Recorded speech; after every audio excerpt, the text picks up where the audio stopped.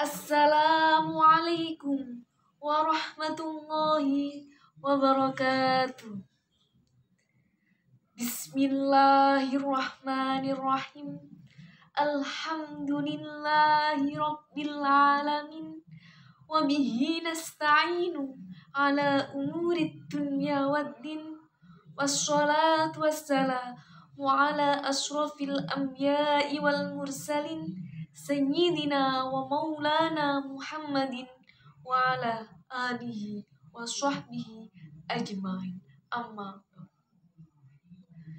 Teman-temanku mahasiswa Tadris Matematika rahimakumullah.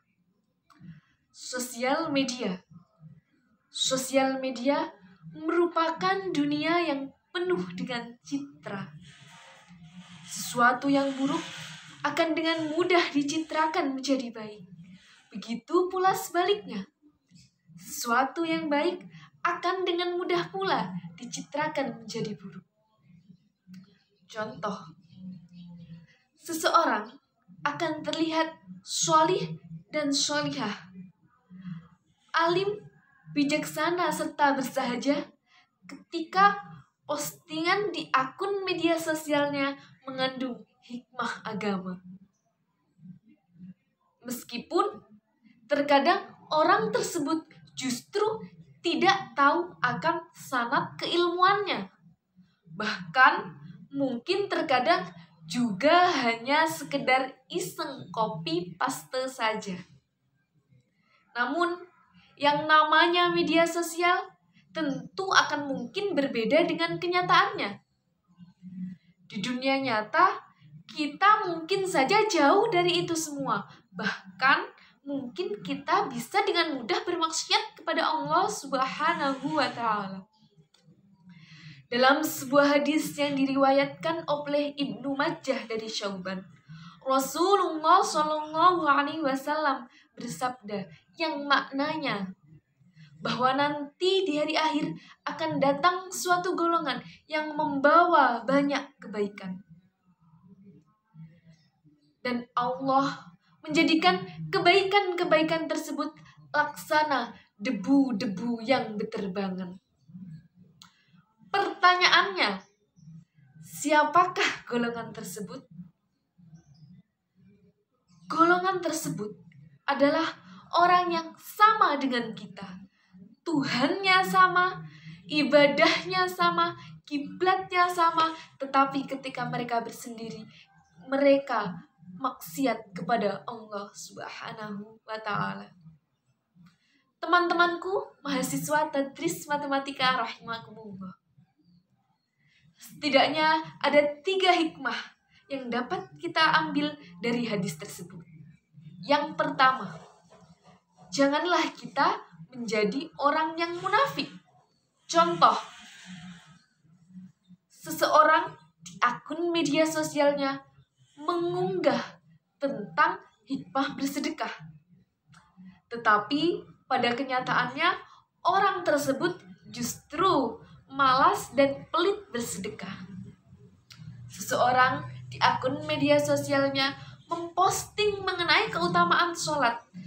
Namun pada kenyataannya justru malah dia sendiri yang meninggalkan sholat. Itu yang pertama. Selanjutnya yang kedua. Yang kedua yakni janganlah kita mudah meremehkan dosa-dosa kecil. Karena sesungguhnya dosa-dosa kecil yang dilakukan secara terus-menerus akan menghapus amal kebaikan.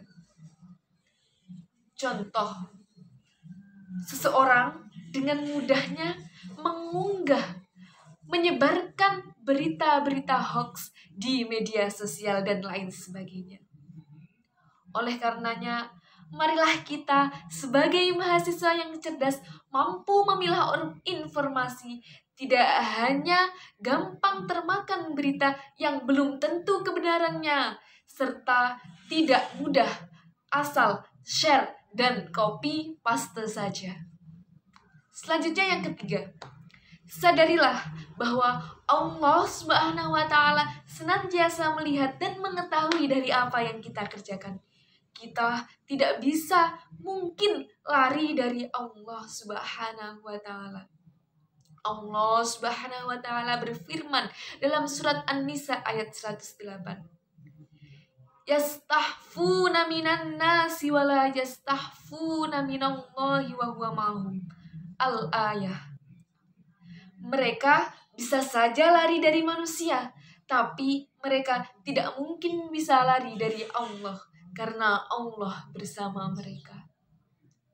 Ibnu Hajar Al-Haytami, seorang ulama dari Mesir, dalam kitabnya mengatakan, adalah sebuah dosa besar ketika seseorang menampakkan kesolehan akan dirinya, tapi justru dia sendiri yang menerjang larangan-larangan Allah. Oleh sebab itu, marilah kita, teman-temanku, senantiasa bertakwa kepada Allah, dimanapun dan kapanpun. Kita semoga tidak hanya solih dan solihah di sosial media, tetapi marilah kita sama-sama belajar untuk juga solih dan solihah di dunia nyata. Tidak hanya solih dan solihah di sosial media, tetapi solih dan solihah di dunia nyata. Tidak hanya di dunia maya, tetapi juga di dunia nyata. Demikian kiranya yang dapat saya sampaikan. Semoga bermanfaat dunia akhirat. Akhirul qawli, ihdinas siratal mustaqim. Wassalamualaikum warahmatullahi wabarakatuh.